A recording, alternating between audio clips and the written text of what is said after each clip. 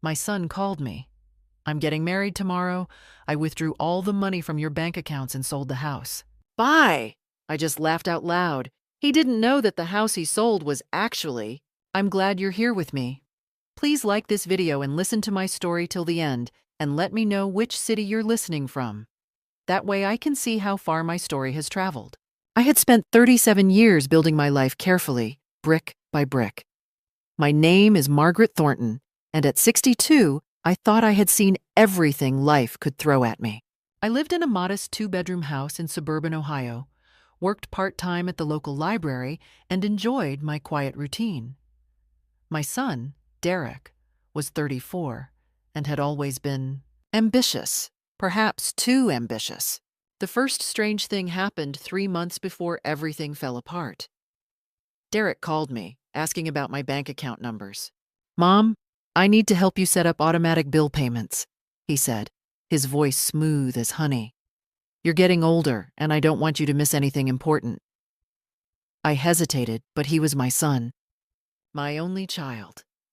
His father had died when Derek was 12, and I had raised him alone, working 2 jobs, sacrificing everything. Surely I could trust him with this.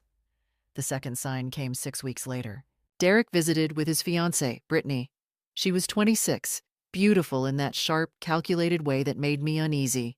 They sat in my living room, and Brittany's eyes roamed over everything: the furniture, the paintings, the vintage clock on the mantel. "This house must be worth quite a bit now, Margaret," she said, not even calling me Mom or Mrs. Thornton. "Real estate in this area has really appreciated." "It's my home," I replied simply. "I'm not interested in selling." Derek laughed, squeezing her hand. "Of course not, Mom. Brittany's just making conversation." But something in his eyes made my stomach turn. Then came the banking statements. I checked my accounts online every Sunday morning with my coffee. That particular Sunday in late October, my heart stopped. My savings account, the one with $127,000 I had accumulated through decades of careful saving, through my husband's life insurance, through years of denying myself vacations and new clothes, showed a balance of $1,200. My checking account was empty except for $53. My hands shook as I called the bank. The representative, a kind young woman named Ashley, pulled up my transaction history. "Mrs. Thornton, it looks like these withdrawals were authorized through your online banking portal. The transfers were made to an account belonging to Derek Thornton.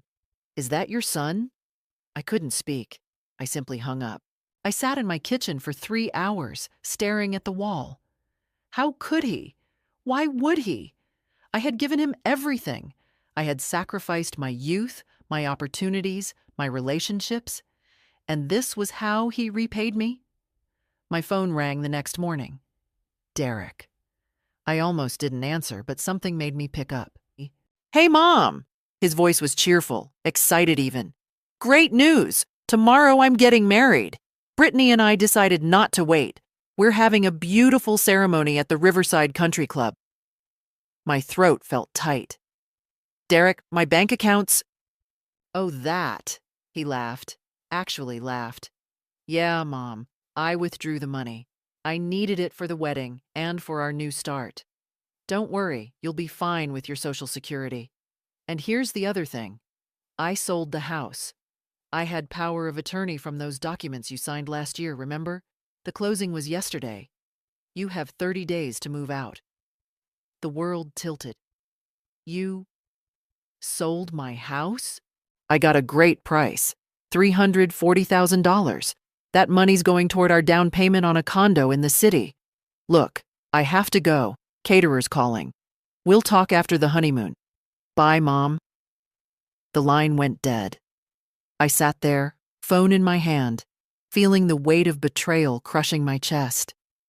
Then slowly, something else rose inside me. Not anger, not yet. Something colder. Something that made my lips curve into a smile. I started laughing. Softly at first, then louder, until tears rolled down my cheeks. Derek had no idea what he had just done. That house he sold? The one he thought was my simple suburban home worth $340,000? He had just made the biggest mistake of his life. Because the house Derek sold wasn't the house I actually lived in. It was the rental property I had purchased 15 years ago, the one I had deliberately registered in my name for tax purposes, the one currently occupied by tenants with a lease agreement lasting another 18 months. My real home, the one I actually lived in, mortgage-free, worth nearly $600,000, was in a trust under my late husband's mother's estate name. Derek didn't even know it existed.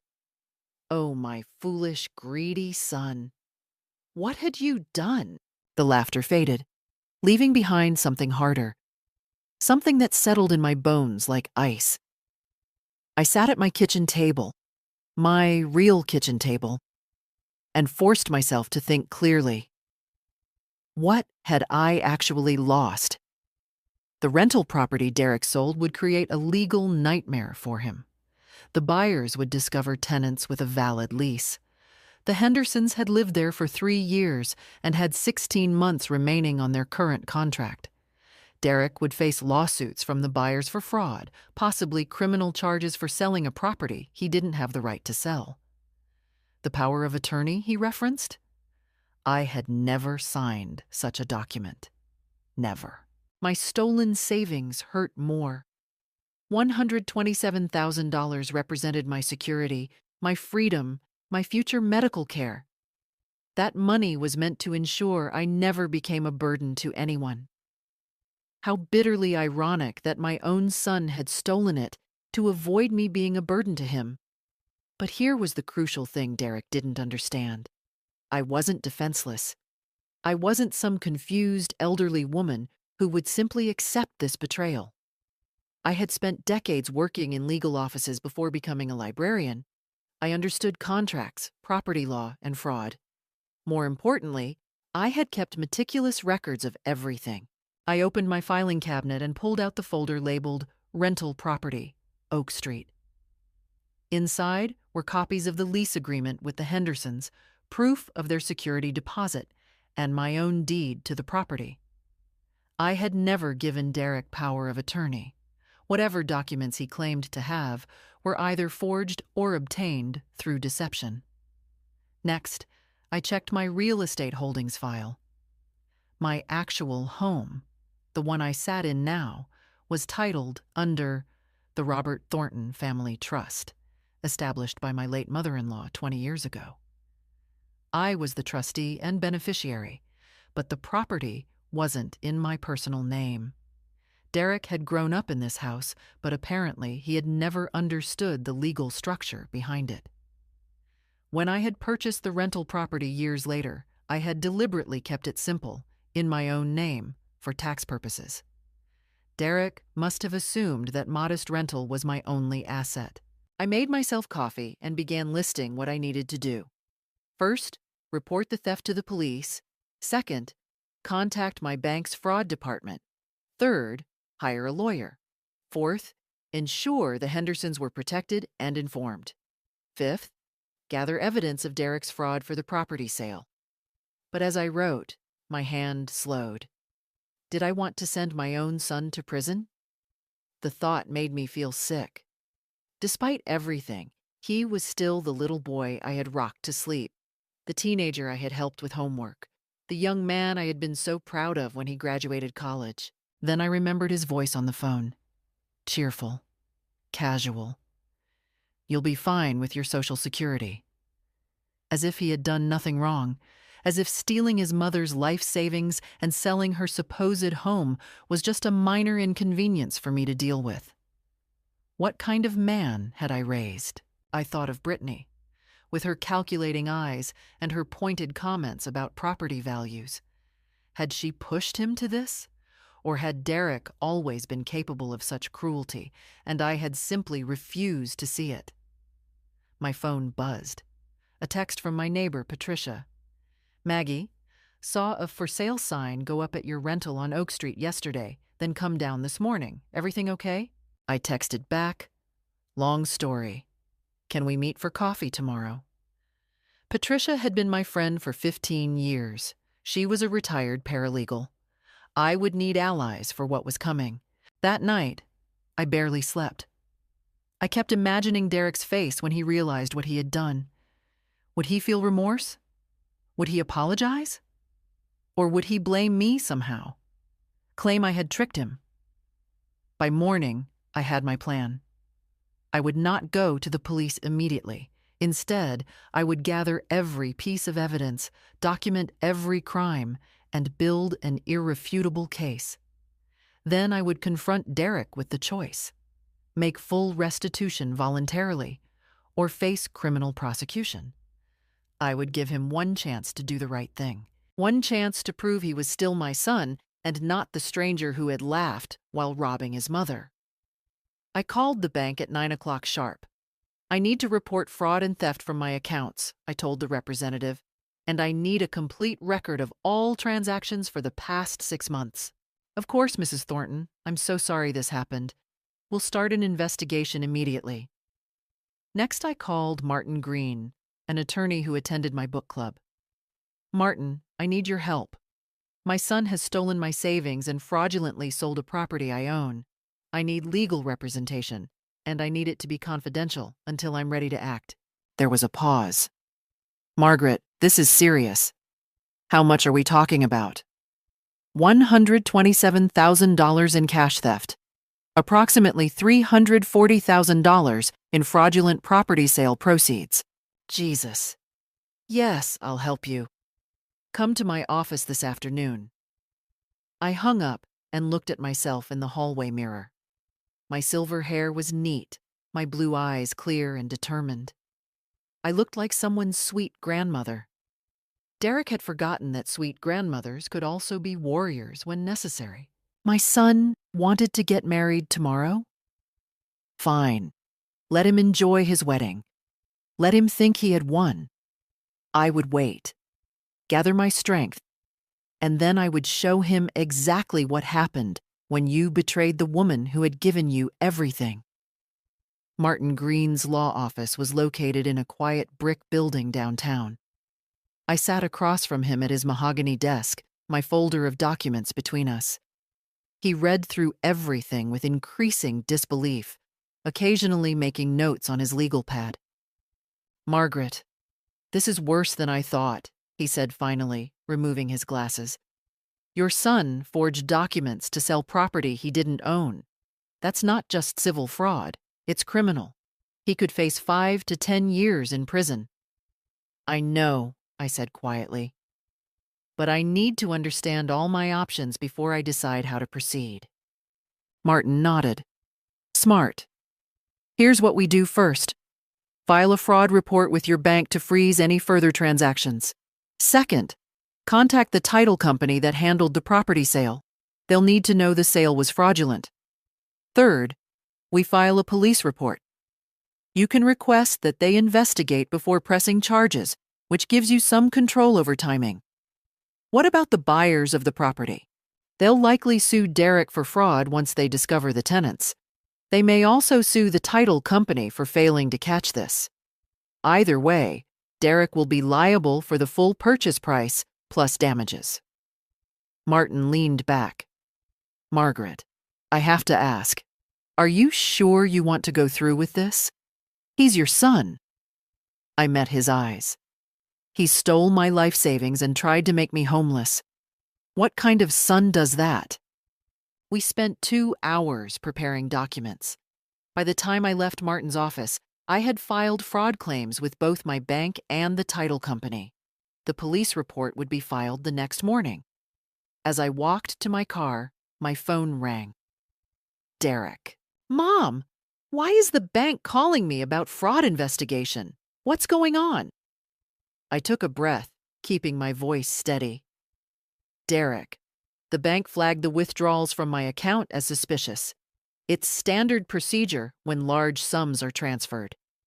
But I'm your son. Tell them it's fine. Is it fine, Derek? You took $127,000 without my permission. His voice changed, becoming harder. I had your permission. You gave me access to your accounts. For emergencies, not to steal everything I own. I didn't steal. I borrowed it. Brittany and I will pay you back after we're settled. He sounded defensive now, caught. And the house sale was completely legal. I had power of attorney. Derek, I never signed power of attorney papers. Silence. Then, yes, you did. Last year, remember? When you were sick with pneumonia, I brought them to the hospital. My blood ran cold. I had been sick last year, hospitalized for 4 days with severe pneumonia. I barely remembered that time. The fever, the medication, the exhaustion. Had Derek taken advantage of my illness to get me to sign documents I didn't understand? I need to see those papers, I said. Mom, stop being difficult. Everything's legal. Just call the bank and tell them to drop the investigation. His voice turned pleading. Please, the wedding is tomorrow. I don't want this stress. You should have thought of that before you robbed your mother. I hung up before he could respond. That evening, Patricia came over with wine and sympathy. I told her everything, watching her face shift from shock to anger. That bastard, she said. Maggie, you know I'm here for whatever you need. Character witness, research, anything. Thank you, I said, feeling the weight of true friendship. Actually, I do need something. Can you help me contact the Hendersons? They need to know what's happening with the rental property. We called them together. Tom Henderson answered, his voice concerned. Mrs. Thornton, is everything all right? I explained the situation as gently as I could. There was a long silence. So your son sold the house we're living in without telling you or us? Tom's voice was incredulous. What happens to our lease? Your lease is still valid, I assured him. I'm working with my attorney to sort this out. You're protected. But I wanted you to know in case the buyers try to contact you. Jesus, thank you for telling us. Let us know if you need anything. Statements, testimony, whatever. After we hung up, Patricia poured us both more wine. Derek has no idea what's coming, does he? No, I said. He thinks I'm just a confused old woman he can manipulate. The next morning, I received an email from the title company. My hands shook as I read it. Mrs. Thornton, our investigation has revealed serious irregularities with the sale of 1247 Oak Street. The power of attorney document submitted by Derek Thornton appears to contain your signature, but the notary seal is from a notary whose license was expired at the time. Additionally, the document is dated during your hospitalization, but our records show the notary was in a different state that day. We are treating this as potential forgery and fraud. We have frozen all funds from the sale pending investigation. The buyers have been notified and are pursuing legal action against Mr. Thornton. I forwarded the email to Martin Green with a single line. He forged everything. This was the proof I needed. Derek hadn't just been reckless or morally questionable. He had committed calculated fraud. He had brought false documents to my hospital bed, perhaps getting me to sign blank papers in my delirium, then had them fraudulently notarized later. My phone buzzed. Another text from Derek. Mom, we need to talk. Can you come to the wedding tomorrow? Please? I want you there. I stared at the message. He wanted me at his wedding. The wedding he was paying for with my stolen money. The wedding he was having while I dealt with the chaos of his crimes. I typed back, I'll be there. Let him think everything was fine. Let him marry his calculating bride, celebrate with my stolen money, believe he had gotten away with it. I would smile, take photos, play the proud mother. And then, when he least expected it, I would show him the consequences of betraying the woman who gave him life. The wedding was exactly what I expected. Expensive, showy, and utterly devoid of genuine warmth. The Riverside Country Club glittered with white roses and crystal chandeliers. I wore my best dress, navy blue, elegant, understated, and arrived early. Brittany looked stunning in a designer gown that probably cost $10,000. My $10,000. Derek stood beside her in his tuxedo, beaming like he didn't have a care in the world. When he saw me, he rushed over. "Mom, you came?" He hugged me tightly. "I'm so glad you're here. I know things have been weird, but this is a fresh start for all of us."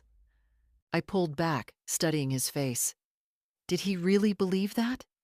Did he think stealing from me was just weird and not criminal? "Congratulations, Derek," I said evenly. "You look very happy." Brittany joined us, her smile sharp. "Margaret, so nice of you to come. Derek was worried you'd be upset about, well, the money and the house. But it's all for the best, really. You don't need that big house anymore, and Derek and I can build our future." "How thoughtful," I replied, my tone pleasant, but my eyes cold. The ceremony was brief. I sat in the front row, watching my son promise to love and cherish this woman who had helped him betray his own mother. During the reception, I made polite conversation, drank champagne I didn't taste, and took photos I would never want to see again. Then, just as they cut the cake, my phone buzzed. A text from Martin Green. "Police investigation opened. Fraud charges being prepared." Move forward? I looked at Derek, laughing with his groomsmen, completely oblivious. Not yet, I thought. Let him enjoy this moment. It would be his last happy one for a long time. The confrontation came 3 days later. Derek and Brittany appeared at my door, unannounced. Derek looked furious. Brittany's expression was icy calculation. "What the hell did you do?" Derek demanded, pushing past me into my living room. "The title company froze the money from the house sale. They're saying the power of attorney was forged. They're threatening to press charges." I closed the door calmly. "Perhaps because it was forged." "You signed those papers." I signed blank papers while delirious with fever, not knowing what they were. "You took advantage of your sick mother." I kept my voice steady. "You also had them notarized fraudulently." Brittany stepped forward. "This is ridiculous. Derek was helping you. You're old, Margaret. You can't manage your finances or your property anymore. We were doing you a favor by stealing my life savings. It's not stealing if you're too senile to manage it yourself." Her mask slipped, revealing the cold opportunist beneath. "Derek is your son. Everything you have should go to him eventually anyway. We just needed it now." "I see," I said quietly. "So this was your plan all along. Find a man with a wealthy parent, manipulate him into stealing from her, then build your life on her money." Derek's face flushed. "Don't talk about Brittany like that. She loves me." "She loves your inheritance," I corrected. "Or what she thought was your inheritance." Brittany laughed, harsh and ugly. "You think you're so smart? You're going to drop these accusations or we'll make your life hell. We'll tell everyone you have dementia. We'll have you declared incompetent. We'll put you in a nursing home." I felt ice spread through my veins. "Is that a threat?" "It's a promise," Derek said, his voice low and threatening. "Mom, I'm trying to be nice here. Just tell the bank and the title company that you made a mistake. Tell them you authorized everything, then we can all move on. And if I don't?" Derek stepped closer, looming over me. "Then you'll find out just how difficult your life can become. We have lawyers too. We'll tie you up in court for years. We'll drain whatever money you have left in legal fees. We'll make sure everyone knows you're a confused old woman who can't remember what she signed." For a moment, I felt genuine fear. Not of their threats, I had evidence on my side, but of what my son had become. This angry, threatening man was a stranger wearing Derek's face. But I had not survived 37 years alone by being weak. "Get out of my house," I said, my voice like steel. "Both of you, now." "Mom, get out!" The force of my voice surprised even me. You have 5 seconds before I call the police. 1, 2. They left, Brittany spitting curses, Derek's face twisted with rage. As their car pulled away, I sat down heavily on my couch, my hands shaking. The mask was off. Now I knew exactly who I was dealing with. I called Martin the next morning. File the police report, press full charges. I want them prosecuted to the fullest extent of the law. Are you sure? Completely. For the next few days, I did nothing but rest. I read books, tended my garden, had lunch with Patricia. I needed to recover my strength, both physical and emotional. The confrontation had shaken me more than I wanted to admit. But as I watered my roses, feeling the warm sun on my face, I felt something else growing inside me. Cold, absolute determination. Derek and Brittany had made their choice. Now they would live with the consequences. A week after our confrontation, Derek called.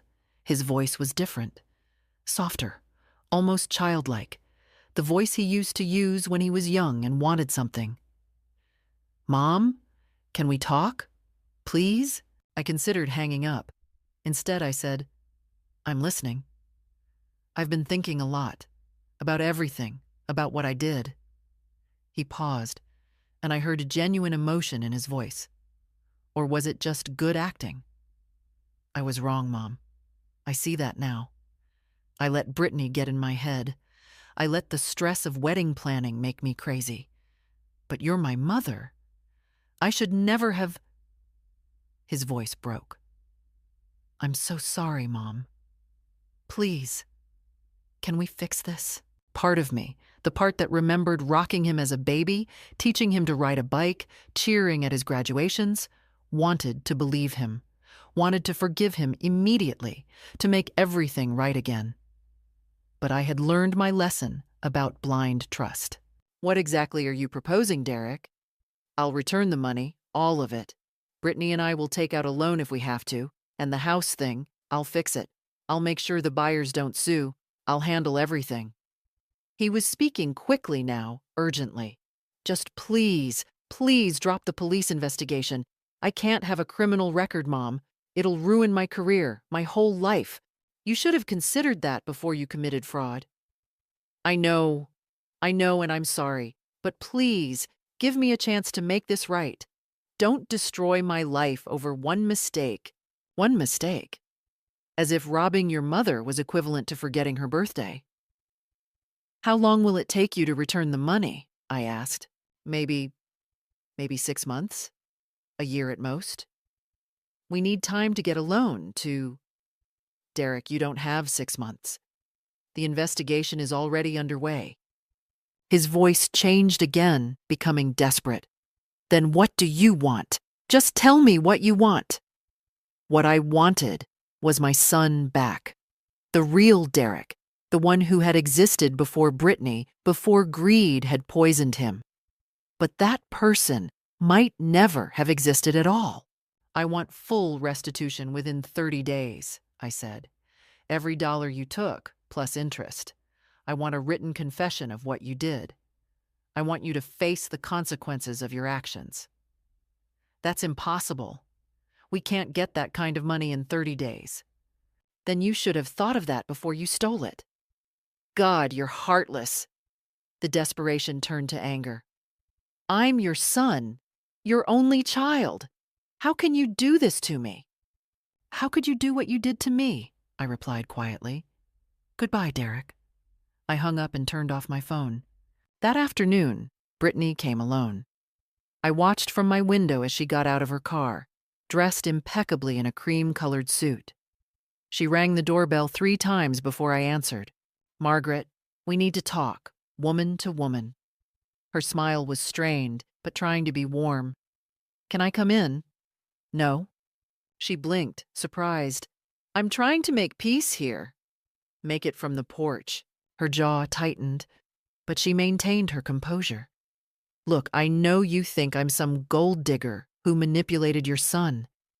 But I love Derek. I really do. And I'm trying to save him from this disaster." By convincing me to drop the charges? By making you see reason? Her mask slipped slightly. Do you understand what criminal charges will do to him? To his career? To our future? Yes, I said. That's exactly why they need to be filed. Brittany stared at me, then laughed. A cold, bitter sound. You know what? Derek was right about you. You're a selfish old woman who can't stand to see her son happy. You're so bitter and alone that you want to drag him down with you. Are you finished? You'll regret this, she hissed. When Derek is in prison, when your relationship is destroyed forever, you'll realize you chose money over your own son. You'll die alone, and it'll be your own fault. Goodbye, Brittany. I closed the door on her enraged face. That evening, Patricia came over with her husband, Michael, and 2 other couples from our book club, the Johnsons and the Reeves. They brought food, wine, and something more valuable: solidarity. We heard what's happening, Patricia said, giving me a long hug. We wanted you to know you're not alone. We sat in my living room, and I told them everything. Not just the facts, but the pain, the betrayal, the guilt of prosecuting my own son. They listened without judgment. You're doing the right thing, Michael said firmly. What Derek did was criminal. If you let him get away with it, you're telling him he can betray anyone without consequences. Carol Johnson nodded. My brother stole from our mother. She forgave him, didn't press charges. He did it again 5 years later. Some people only learn through consequences. Their support wrapped around me like a warm blanket. I wasn't crazy. I wasn't heartless.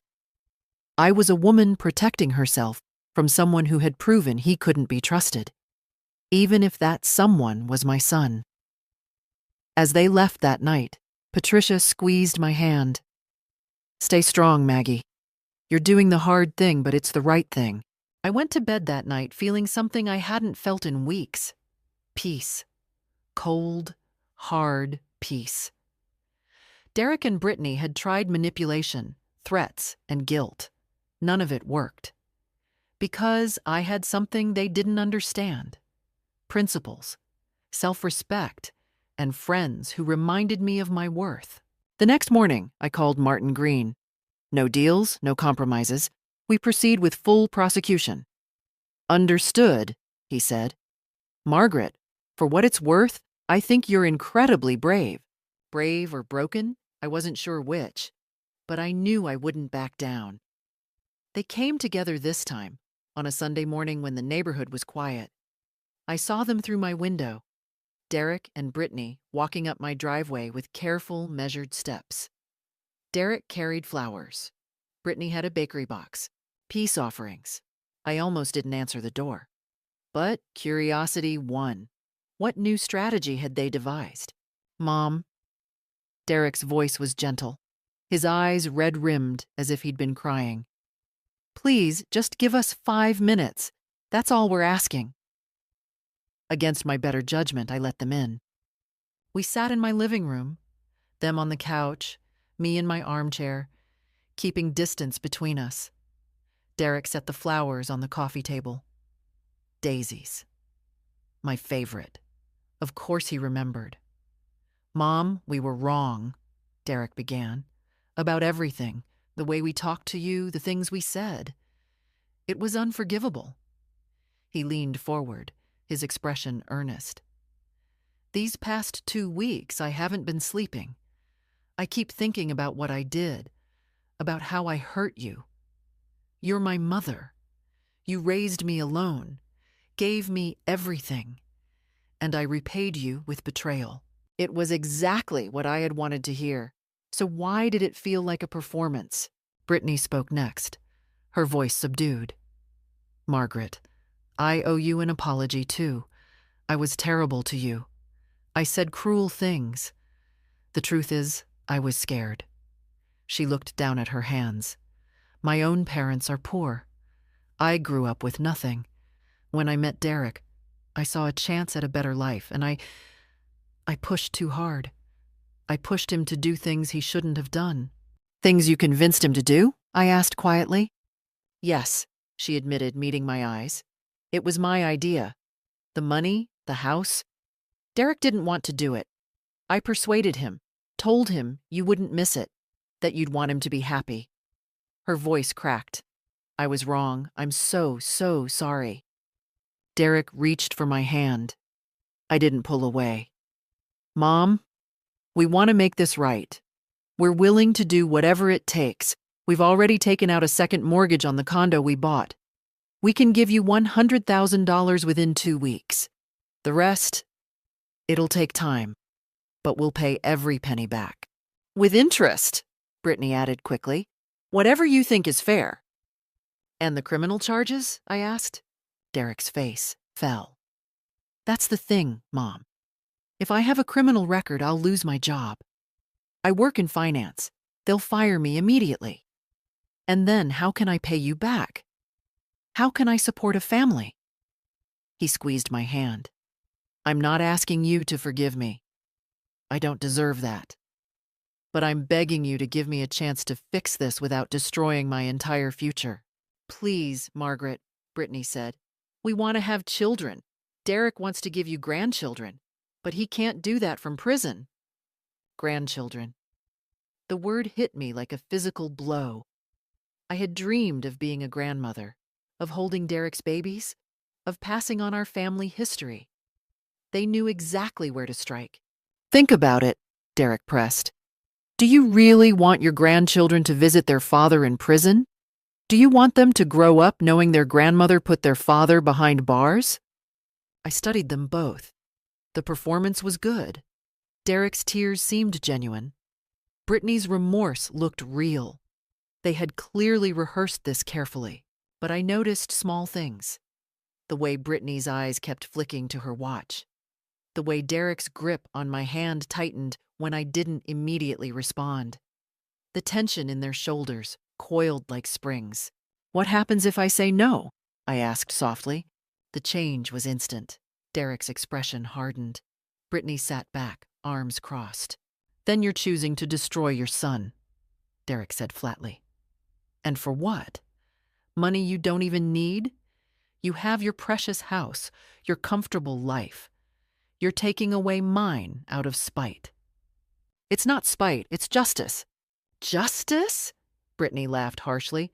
You want to talk about justice? What about fairness? Derek is your only child.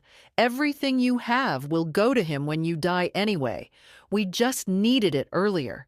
That's all. So you're saying I should have died sooner? Made things more convenient for you? Don't twist my words, Brittany snapped. I'm saying you're a vindictive old bitch who can't stand seeing her son happy with someone who isn't you. Derek didn't defend me. He just watched, waiting to see if this approach would work where kindness had failed. I stood up slowly. Get out. Mom, get out! My voice shook with rage. You come into my home with your fake tears and your manipulations, trying to guilt me into letting you rob me without consequences. You think I don't see what you're doing? Derek stood, his face flushing with anger. You're going to regret this. When I'm sitting in a prison cell, when Brittany leaves me because I can't provide for her, when you're alone on every holiday for the rest of your life, remember that you chose this. I didn't choose this, I said coldly. You did. The day you decided to steal from your mother. Brittany grabbed Derek's arm. Let's go.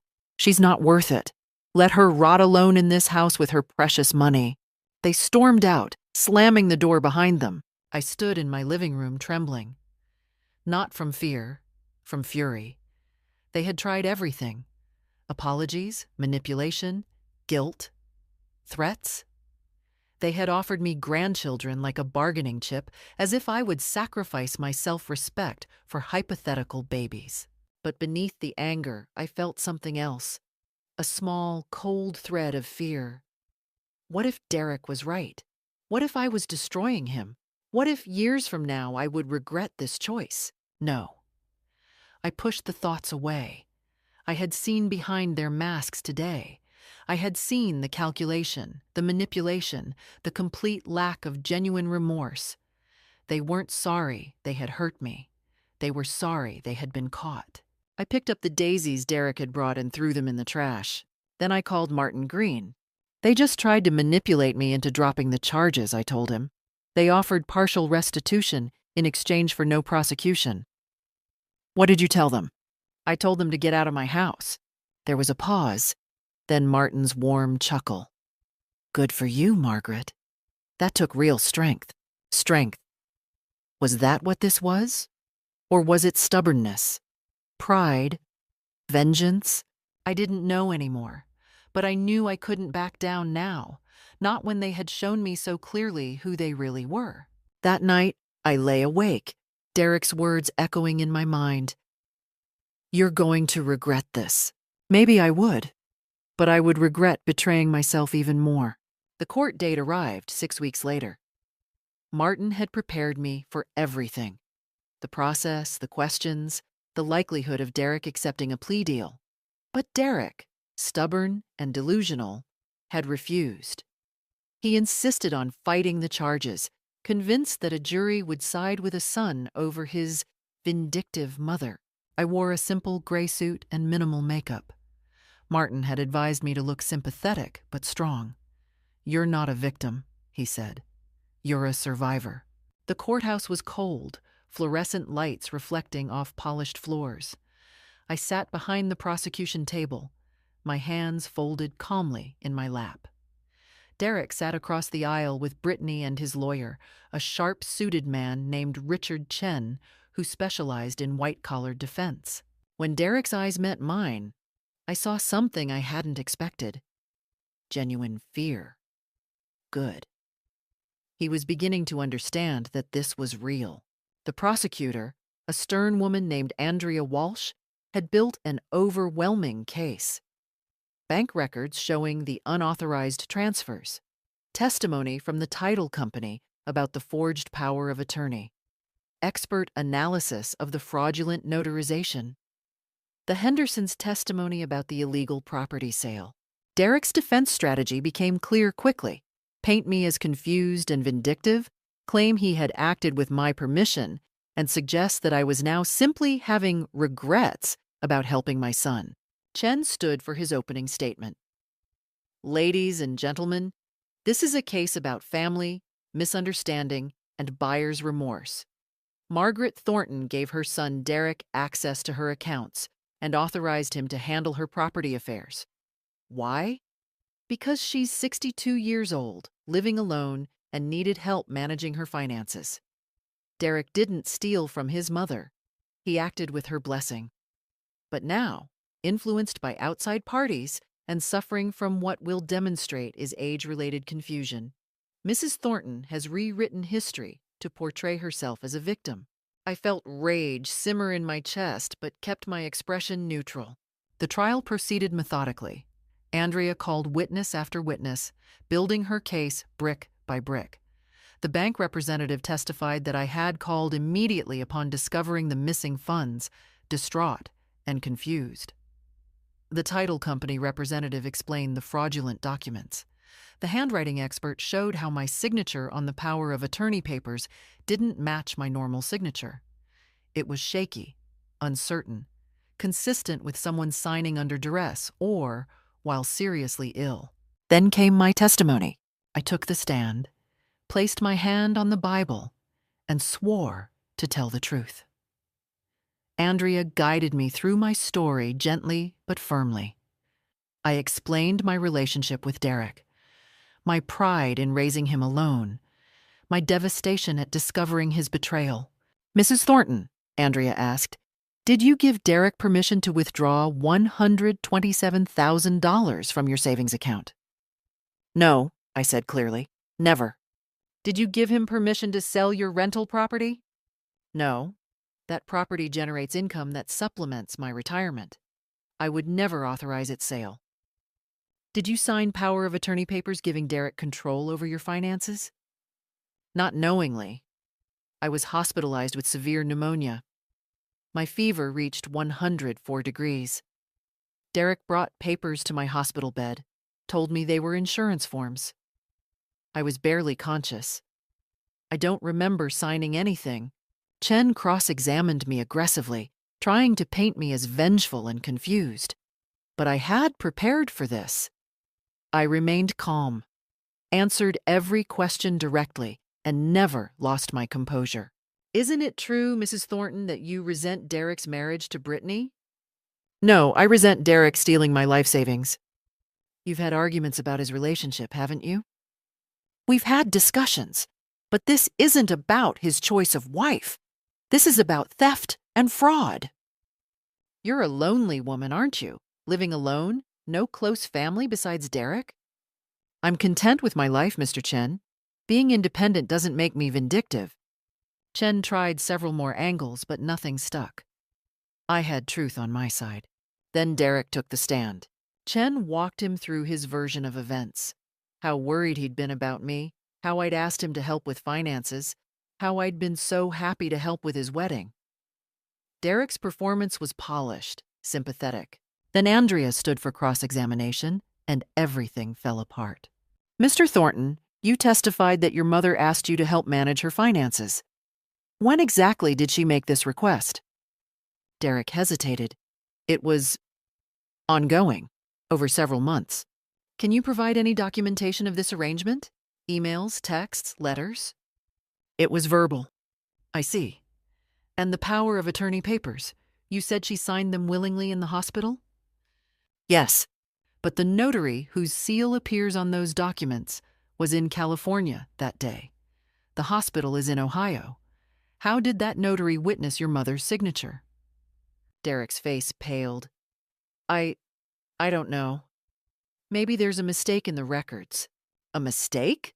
Andrea's voice was sharp. Or did you forge the notarization after obtaining your mother's signature under false pretenses? I didn't forge anything. Mr. Thornton, let's talk about the property sale. Did you inform the buyers that the house had tenants with an active lease? I thought they'd been notified. By whom? The real estate agent should have? Should have? You were representing yourself as the property owner with full authority to sell. Didn't you have a responsibility to disclose all material facts? Derek was stammering now, contradicting himself, his polished story crumbling under direct questioning. In the gallery, I saw Brittany's face go white. Andrea pressed harder. The truth is, Mr. Thornton, you knew exactly what you were doing. You forged documents, sold property you didn't own, stole your mother's savings, and you did it all for one reason: to fund your wedding and your new life. Isn't that true? No, I was helping my mother. She wanted to be robbed? She wanted to be homeless? Objection. Chen was on his feet. Argumentative. Sustained, the judge said, but the damage was done. The jury had seen Derek panic, seen him contradict himself, seen him exposed as a liar. When closing arguments ended, I felt a strange calm. It was over. Not the trial itself, the jury would deliberate, but my part in this nightmare. I had told the truth, provided evidence, and refused to be manipulated. Whatever happened next was out of my hands. We stood as the jury filed out to deliberate. Derek turned to look at me one last time. His eyes were hollow, defeated. I held his gaze steadily. This was the son I had raised, and this was the reckoning he had earned. The jury deliberated for 3 hours. When they returned, their faces were solemn but certain. On the count of grand theft, how do you find the defendant? Guilty. On the count of fraud, how do you find the defendant? Guilty. On the count of forgery, how do you find the defendant? Guilty. Derek's face crumbled. Brittany let out a choked sob. I sat perfectly still, feeling the weight of that single word echo through the courtroom. Guilty. Guilty. Guilty. The judge scheduled sentencing for 2 weeks later. Derek was released on bail, but the reality had set in. He would go to prison. His life, as he knew it, was over. Outside the courthouse, reporters waited. Martin had warned me they would be there. The case had attracted local media attention. Elderly mother prosecutes son for theft, made for compelling headlines. Mrs. Thornton, "How do you feel about the verdict?" a reporter called out. I stopped, considered, then spoke clearly. "I feel that justice has been served. What my son did was criminal. He betrayed the person who loved him most, and he must face the consequences of that choice." Do you have any message for other families dealing with financial elder abuse? Yes. You are not obligated to protect people who harm you, even if they're family, especially if they're family. Love without boundaries is not love, it's enabling. Martin guided me to his car and we drove away from the chaos. The sentencing hearing was brutal to witness. The judge, a silver-haired woman named Margaret Hendricks, listened to impact statements from both sides. The Hendersons described the stress and fear of nearly losing their home. The buyers of the property described the financial nightmare Derek had created. I described the betrayal, the violation of trust, the emotional devastation. Then Derek's attorney presented his plea for leniency. Derek himself stood, his voice shaking, and apologized. This time, his tears seemed real. "Your Honor, I know I can never undo what I did. I betrayed my mother, the woman who sacrificed everything for me. I let greed and poor judgment destroy our relationship. I understand I must face punishment. I only ask for mercy, for a chance to eventually rebuild my life and somehow, someday, make amends." Judge Hendricks looked at him for a long moment, her expression unreadable. "Mr. Thornton, you didn't make a mistake. You made a series of calculated choices. You forged documents. You exploited your mother's illness. You committed fraud against multiple parties. These weren't crimes of passion or desperation. They were crimes of entitlement and greed." She paused. "You showed no remorse until you were caught.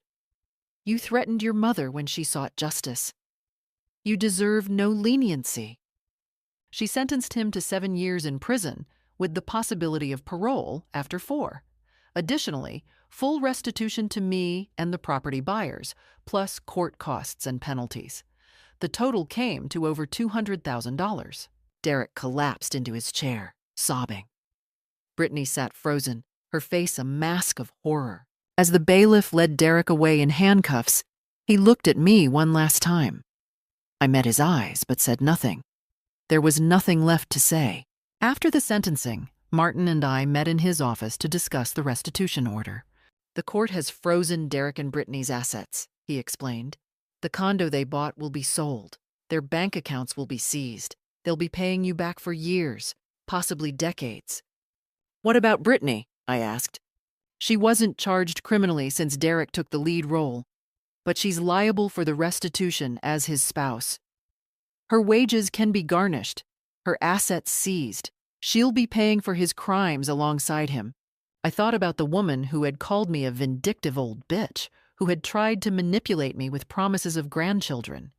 Justice, it seemed, had its own plans for her. Over the following weeks, the consequences cascaded.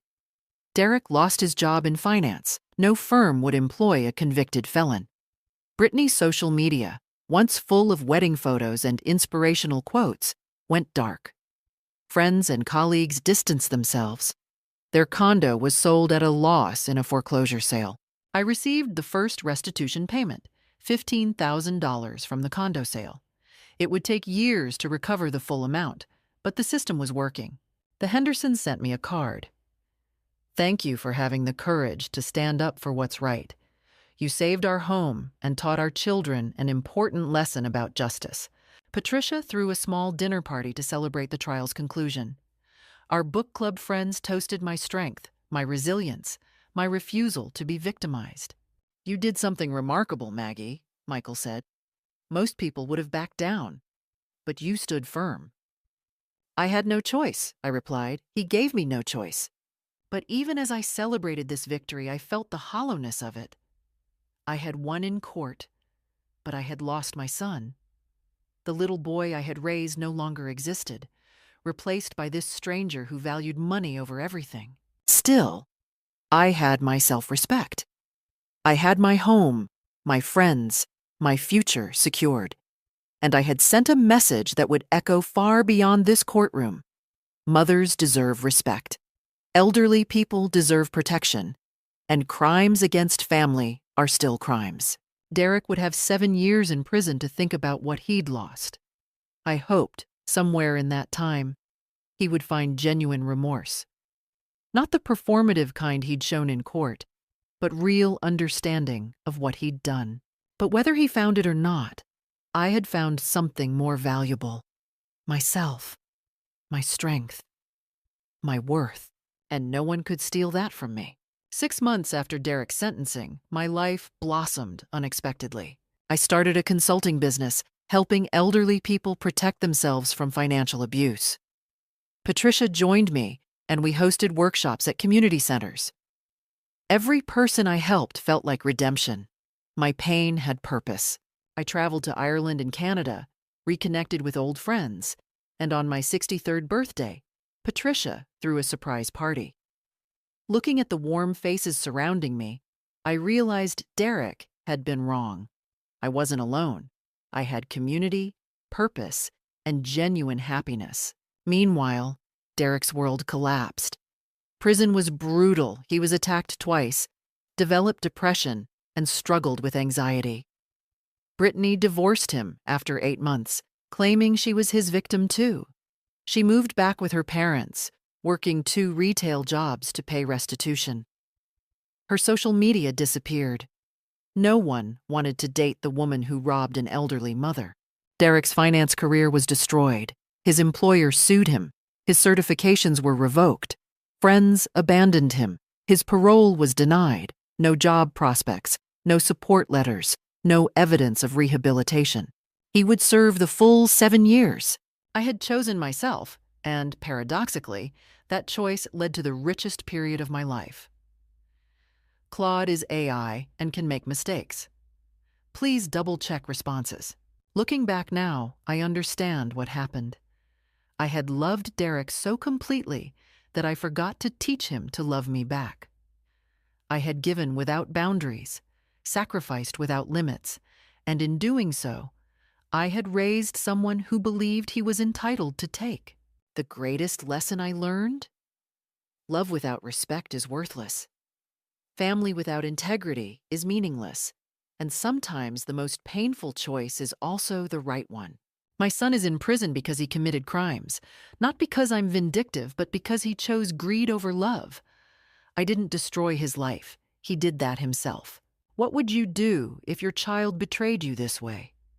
Would you have the strength to choose justice over guilt? Thank you for listening to my story. I hope it helps someone out there recognize the warning signs, set healthy boundaries, and remember that protecting yourself isn't selfish, it's survival.